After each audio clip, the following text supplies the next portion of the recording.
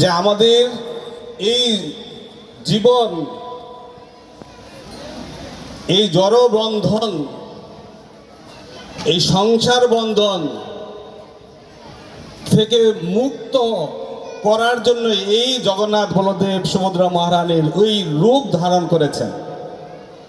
আজকে তার সেই দিন, যাকে বলা হয় যেরকম ভগবান শ্রীকৃষ্ণ শ্রীমন মহাপ্রভু আবির্ভাব তিথি, যেরকম আজকে এই জগন্নাথ বলদেব সুভদ্রা মহারানী এই আবির্ভাব দিন।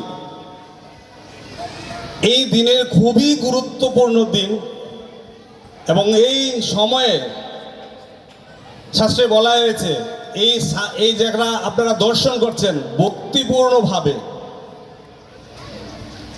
এই মানব জনম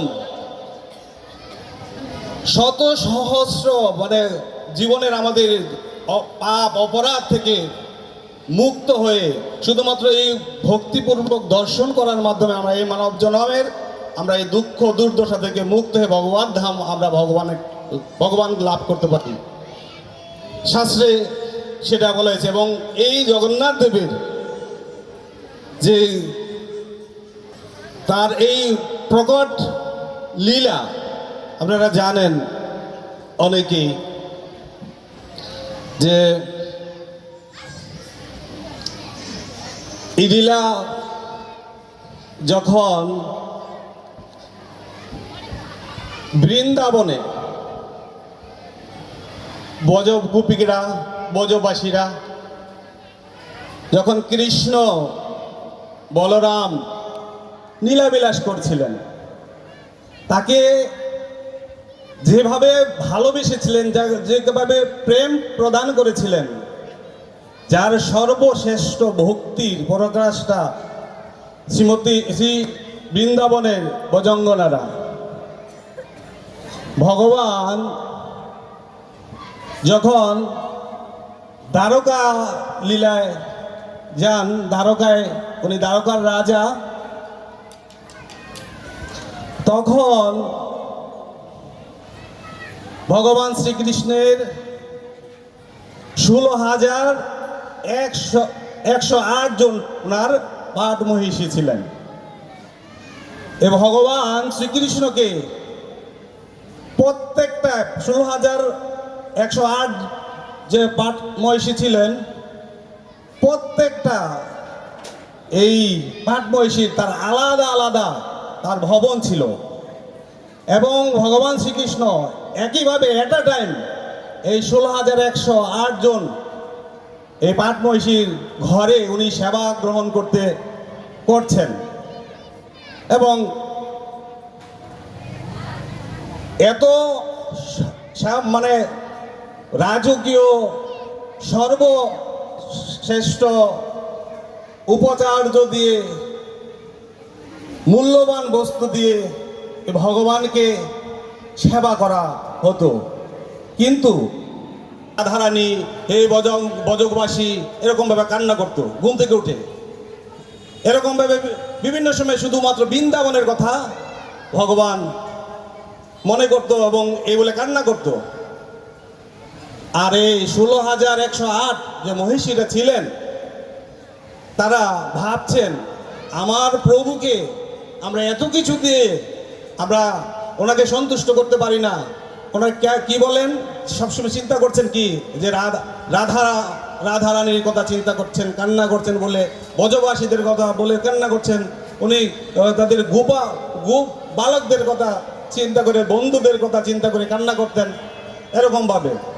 তখন ভাবছে আমরা এত ঐশ্বর্যপূর্ণভাবে ভগবানকে সেবা করছি, তো কিভাবে কেন এরকম ভগবান কি তার। তো এর মধ্যে যখন তারা এই পাট মহিষীরা আলোচনা করছিল, ততক্ষণে আসছিলেন রুক্মিণী দেবী। তো রুক্মিণী যখন আসছে, তখন তারা আনন্দিত হয়ে রুক্মিণী মাতাকে জিজ্ঞেস করছিলেন কেন। উনি জানেন বাল্যকালে যখন লীলাবিলাস করেছিলেন বৃন্দাবনে, তখন রুক্মিণী মাতা সব কিছু জানতেন, রোহিণী মাতা সব কিছু জানতেন, ওই সময় ছিলেন। তো রোহিণী মাতাকে সবাই ধরেছে যে কি এই ভগবান এই কৃষ্ণ আমাদের প্রভু কেন এরকম করেন, কান্না করেন, বৃন্দাবন নাম করে, রাধারানীর নাম করে, ব্রজবাসীদের নাম করে কেন কান্না করেন? তো তখন তখন বলছিল, তো ঠিক আছে আমি তোমাদেরকে বলবো, সবাই বসো। যেরকম আমাদের এখানে এরকম কনফারেন্স রুম, তখন আপনারা চিন্তা করেন 16,108 জন মহিষী, কত বড় কনফারেন্স রুম সকালে ছিল। এবং তার সাথে আর কে ছিল? মাতা সুভদ্রা মহারানী। তো সুভদ্রা মহারানীকে বললো, তুমি দরজায় তুমি থাকো, আমি পাহারা দাও। কৃষ্ণ বলরাম যদি আসে তাহলে তারা আমাদের এই লীলা যখন আসবে তখন আমরা লীলা শেষ হয়ে যাবে, এই জন্য তুমি পাহারায় থাকো দরজায়, আমি বলছি। যখন বৃন্দাবনের যেই অদ্ভুত যেই প্রেম ভগবানের প্রতি, যে ভক্তের কিভাবে ভগবানকে ভালোবাসে, এবং বৃন্দাবনের যারা ছিলেন গুল্মলতা, তারপর ঘাস, গাভীরা কি করছেন? কৃষ্ণ বিন হয়ে, কৃষ্ণ বিরহে তারা কি করেছেন?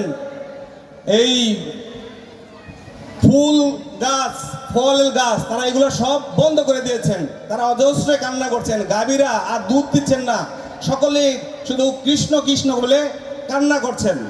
এবং যে প্রতিদিন কি করছেন, যে তার সহপাঠীরা, কৃষ্ণের যারা বন্ধু সখারা ছিলেন, প্রতিদিন মা তাদের মাকে বলছে যে আমাকে সাজিয়ে দেও, আমাকে গোচারণে যাব।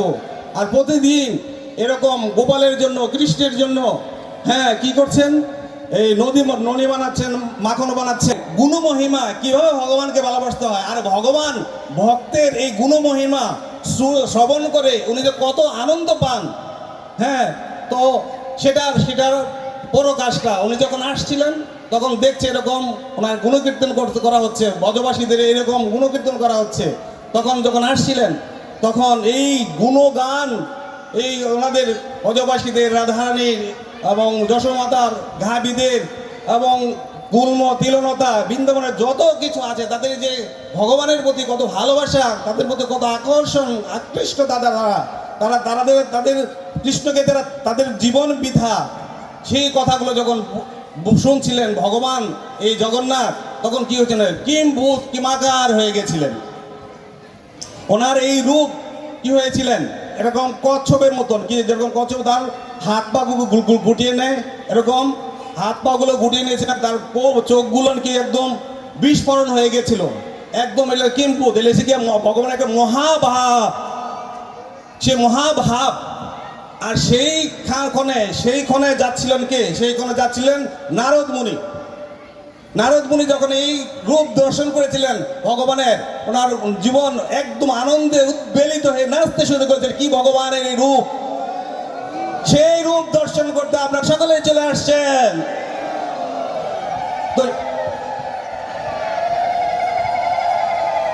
তখন নারদ মুনি বলছেন, আনন্দ করছেন, আমি দেখে ফেলেছি তোমার অদ্ভুত রূপ, আমি সবাইকে বলে দেব। তখন ভগবান শ্রীকৃষ্ণ বলছে, না, রাখো, তুমি আমার এই রূপ বলবে, ঠিক আছে, এখন না। কি এই যে কলিযুগে এই আমি জগন্নাথ বলদেব সুভদ্রা মহারানী এই রূপে আমি জগতে অবতীর্ণ হয়ে সকলকে আমি দর্শন দিয়ে সকলকে আমরা উদ্ধার করব।